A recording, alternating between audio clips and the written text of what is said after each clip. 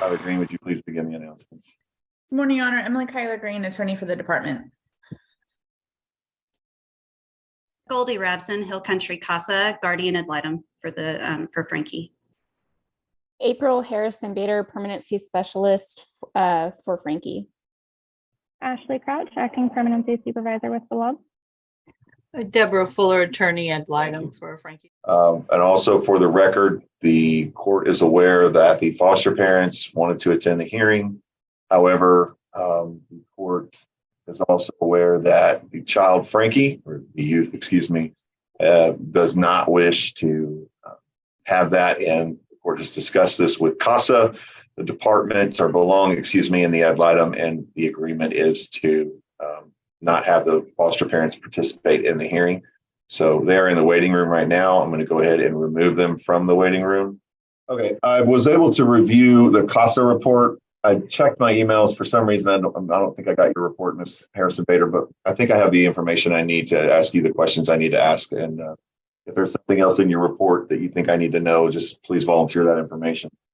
We're here today for a permanency review after final order. Frankie is the only child left in this case. I know up until this point, the permanency goal had been unrelated adoption. As of today, has that permanency goal changed? Yes, it has. And what is the permanency goal now? Independent living. All right. And has there recently been a breakdown in the placement? Yes, Your Honor. And what is Frankie intending to do now? So we are currently working on finding her placement at preferably a facility that would be able to accommodate her after she turns 18 and as she gets further along in her pregnancy, gives birth and becomes a mother.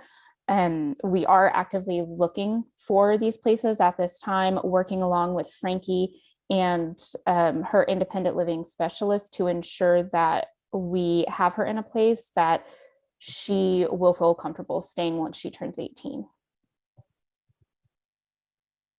Have you had, my understanding is that her intention to leave placement is exigent. So have you had conversations with her about making sure she's safe and that you're working on getting her somewhere ASAP? Yes, I've had multiple conversations with her, especially over the last 24 hours. She knows that we are supportive of her, that we want her to be in the best place for herself and for her unborn child. At this point in time, we do believe that she is willing to work with us after she turns 18, so long as she is no longer in the foster home that she is currently in. Now, the CASA report stated that at one point in time, Frankie was pretty set on leaving when she turned 18, going to live with somebody in Kerrville and kind of doing things her own way. Has her mindset changed to where she wants the help from the department or belong, Yes, so we have been talking with her more about the options that are available to her. It appears that she was not fully informed as to what type of options would be available to her, as well as the concerns that there are present for her once she turns 18, regardless of whether she was pregnant or not. But knowing that those concerns are a little bit more in depth with her having a baby soon. So she is talking with us about those options, and we've made a point to let her know that regardless of what her decision is at 18, that we are still people who are going to be present here to support her, to ensure that should she decide to leave care at 18, she feels comfortable contacting us if she does need that extra support. Okay. Is she up to date on all of her medical, dental, vision checkups? It appears so, yes. Is she getting prenatal care? Yes, she is. Any more information on the father of her baby? So I believe she has potentially provided a name, potentially to Miss Fuller and to the foster parents, but that there's not a lot of information about him that has been provided by Frankie. Okay. All right. She's not receiving any psychotropic medication. No, she is not. Do you know if she's receiving any type of prenatal vitamins or medication?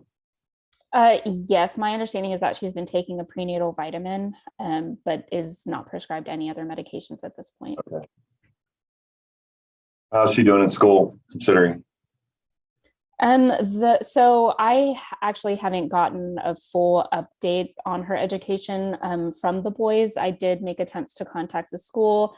I haven't been able to get in touch with somebody as of yet. The last conversation that I had was that she was doing okay in school. There were concerns about her being tardy to some of her classes, but that overall she's doing okay. Any known barriers to achieving the permanency goal of independent living besides what we've already talked about?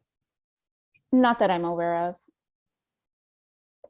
And my understanding is that the current placement is appropriate and safe and meeting her needs, but no longer in her best interest to remain there. That is correct. And there has been some information that has come out just within the last 24 hours that suggests that some of her needs have potentially not been being met in this foster home. Okay. Anything you want to elaborate on, or do you want to keep that confidential for the purposes of the child? So my understanding is that, like, for example, her orthodontia appointments, her sister Sally has been taking her to those, that the boys have not been, I guess, helping her to ensure that she gets to those appointments and makes those appointments. She actually had an appointment scheduled yesterday, and at this time we're unaware as to whether or not they went. Whenever I spoke with the boys and with Frankie, at that point in time, they were actually thinking about just canceling the appointment. And I urged them that if we're going to be moving her soon, it might take a little while for us to get her in with another provider. So they should make their best effort to get her to that appointment. And they said that they would take her. However, I haven't received any feedback as to whether it was done. Okay. Do you have any placements in mind right now, as far as just somewhere she can be in the meantime?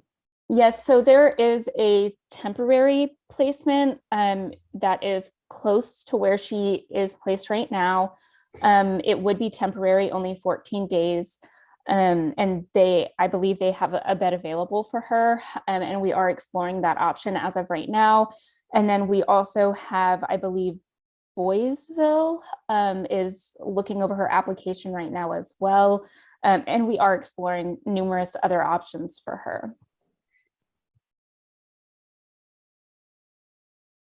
Ms. Kyler Green, do you have questions for Ms. Harrison Bader? No questions, Your Honor. Thank you. Ms. Fuller? Just a few questions. In regards to her medical appointments, are you able to provide us information in regards to her medical appointments to ensure that her pregnancy and everything has been taken care of? So I can log into Health Passport and I can see when she has seen the doctor, as well as who the doctor was. So I can verify that way, but that is only if it is coded correctly and put in the system correctly. Frankie herself has provided me information regarding when her appointments have been. But aside from that, I haven't seen any notes from them, so I don't have any other information. So can you get those notes? As the managing conservator of the child, you're entitled to those notes so we can ensure that her medical needs are being taken care of. Yes, I can definitely reach out to those providers. Okay. And has she completed her PALS? The last information that I had was that she maybe had some stuff left to work on, and I know that her independent living specialist has been working with her on those classes. And can we ensure that that's taken care of? I mean, she'll be 18 in a little over a month. And what about an ID card? It's my understanding she doesn't even have an ID card. Yes, so that is actually at the top of my to-do list for her. That's going to be extremely important for her. We have some other vital documents that we're not sure if she has them. So I am currently looking into that, and we'll be getting in contact with the people within Belong that work with those vital documents to ensure that we have everything that is needed to get her the ID. And then if needed, I'm willing to even go to wherever her placement is to take her to get that ID. Okay, and then I think, and I'm sorry if you said it already, but as far as her birth certificate, her new birth certificate, her name was changed during this case. Do you have a copy of her new birth certificate? I have not had a chance to look for that since you asked me about that yesterday. However, again, that is one of the things that's on my to-do list for today. Okay, and do you think it's very important that she be moved as soon as possible? I do. And Your Honor, I was just texted by Frankie, and she says she has Stephen's phone, that he just gave it to her so she could get on. So if you see that, I guess she has his phone at this point. But in regards to options as far as this temporary placement for the 14 days, will she be able to continue in the school that she's in right now? So she would not, and that has been one of the issues, right? Because she is very close to graduating, and we aren't sure how that will affect her having to change to a different school district. Of course, we don't ever like changing, the school district that our children are in. However, I've made a couple of attempts, and I'm going to keep continuing today to reach out to her current school to see if they would be able to provide her any sort of online education so that she can complete her high school diploma with them. If that is not an option, then we will be looking at other options for her to be able to continue so that she can fulfill all of those graduation requirements. Okay. And are there any immediate concerns that you have in regards to Frankie's care? As far as immediate concerns, I don't know that I really have any immediate concerns. I do think that it is vital at this point for us to remove her from this placement as soon as possible and get her into a placement where she is supported, where she feels comfortable, and where she feels safe. She has expressed to me not feeling safe in this placement, mainly due to verbal abuse that she has disclosed to me. Thank you. I'll pass the witness. Any follow-up, Ms. Skylar Green? No, Your Honor. Thank you. Ms. Fuller, do you have any other witnesses? I mean, Frankie's on now, and so I'm not sure if I can't see her, but if she is willing to address the court, she would have Frankie, could you unmute, please? Hello. Hi, would you state your full name for the record? All right, and would you raise your right hand? You swear or affirm the testimony you give in this matter will be the truth, the whole truth, and nothing but the truth, so help you God? Yes, sir. All right. All I can kind of see right now is your forehead. Is it possible there we go. Now we can see you. Okay. I understand you're going through a hard time right now. We'll try to be brief. I think I've heard a lot of information. I'm sorry that things are not very smooth right now. And I know that you're under a lot of stress. So we'll try to get out of this as fast as we can, but I want to make sure I give you the opportunity to talk to me if you feel like you need to.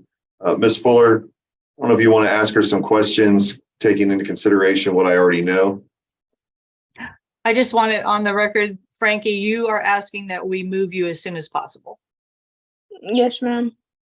And for us to find a location where you can continue in school and have your, the issues with your pregnancy and everything dealt with appropriately. Yes, ma'am. And you understand that it may be difficult, but you want it to happen as soon as possible, correct? Yes, ma'am. Okay, that's all I have, Your Honor. I just wanted to confirm with her on the record that that's what she wants. We talked about it extensively yesterday until her phone was taken away. I just want to make sure we have access to her during this time period until we can get her moved. All right, thank you, Ms. Fuller. Ms. Kyler Green, do you have any questions? No, actually, thank you. Okay. Ms. Fuller, anything else you want to report? I am looking into some places. I did talk to Michelle Cummings. I know you know her very well. And she's been inactive, but we're trying to find out what it would take for her to get relicensed. I've also spoken to Arms of Hope. I've encouraged Frankie to fill out that application. She has to be 18, but as you know, that is an excellent program, and they're already waiting for her application. And so, but again, she has to be 18, which is, a little over a month away. So there are some options once she turns 18, but I would ask that, she has to be moved immediately. This is detrimental to her emotional well-being as well as the child that she's carrying. And I do not feel that her needs are being met. And I think it's very important that she be moved as soon as possible.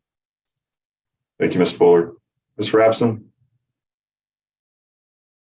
CASA agrees with the attorney ad litem and Frankie that it's in her best interest to be moved. We are hopeful that a program that Frankie can feel safe and comfortable in can be found. And we are also really hopeful that Frankie is able to complete that application to Arms of Hope. I know that's not an option immediately, but when she turns 18, that is a really good program if she's willing to go.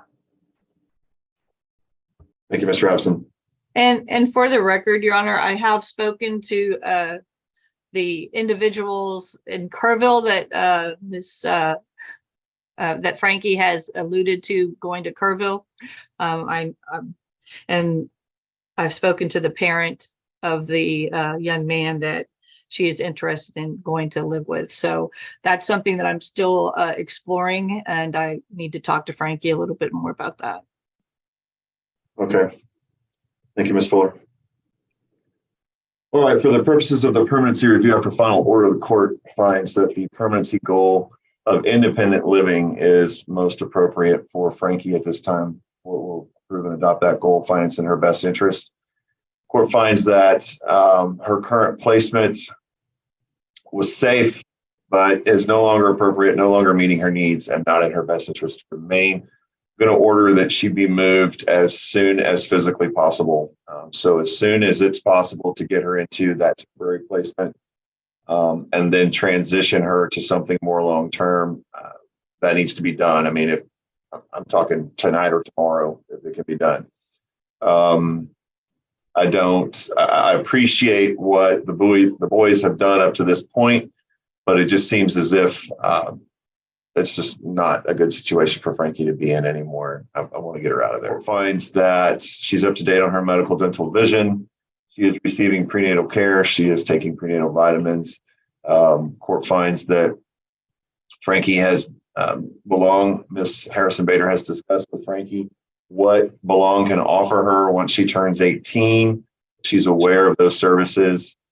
I'm going to encourage Frankie to take advantage of those, especially in the situation you're in right now. There's a lot of help you can get if you don't stay in care after you turn 18. It's just a much, much tougher, higher mountain to climb. And I really hope that you stay in touch with Ms. Harrison Bader, CASA, and Ms. Fuller so that you can be informed and get all of the help that you can get. That's what I want to see for you and your child. Court finds that she's not receiving any psychotropic medication, that she was attending school. And I want to make sure that during this transition period that we're able to keep her. And I know you talked at length about that, Ms. Harrison Bader. Just want to make sure she stays on track with school as well. The only known barrier to achieving the permanency goal at this time is just this issue we're having with placement. And I think it's being appropriately addressed. And I'm making orders today to address it. I'm going to order Belong, just for the purposes of the order itself, to find that temporary placement, either the one that's close to her or Boysville at this point in time, and get her there as soon as possible. Our next hearing would be a permanency review after final order for July 14th, 2023 at 10:30. July 14th, 2023 at 10:30. And again, it's my hope that Frankie, you stay in care and you take advantage of everything that you could take advantage of. And that when we come back July 14th, we get a good report of where you are and how you're doing and how your child is doing, and that you're taking advantage of these services. Ms. Kyler Green, is there anything I've failed to address? Your Honor, just a clarification. In weighing the options of completing school and graduating versus getting her out of this placement, it's my understanding that the court is putting an emphasis on her removal from the placement over completion of her high school degree at the school she's at. Considering the urgency of the situation at this point in time, yes. Okay, thank you. I'm concerned about her mental health and her safety there. And I don't mean safety in a physical sense. I just mean she's under stress. She's pregnant. She's got her own issues to deal with. I just think that it's safer for her to be somewhere else and to hopefully calm things down a little bit. I will also find that Belong has made reasonable efforts to achieve the permanency goal. Ms. Harrison Bader testified she's been in communication with Frankie and the placement a lot in the last few days. And I feel like everything is being done that can be done to deal with this transition. And Your Honor, I would ask that the parties be provided the medical records just to ensure that Frankie's medical needs have been met throughout this pregnancy. So ordered. Anything else? Your Honor, if I may, if the family that Frankie is wanting to go to when she's 18 in Kerrville is found to be appropriate through background checks, can we be authorized to, by agreement with everybody, to place her there if it's appropriate? As long as it's appropriate and meets qualifications for her to be in a qualified placement for purposes of her benefits, then yes. I think that would be great. That would be a win-win if we can make it happen. Okay, that'll be the order of the court. Thank you all for your time and your service. Frankie, good luck to you. And if you need to speak with me, Ms. Fuller, we can set that up. If we need a hearing for any reason, we can set it up. Just let us know. All right, all parties are excused.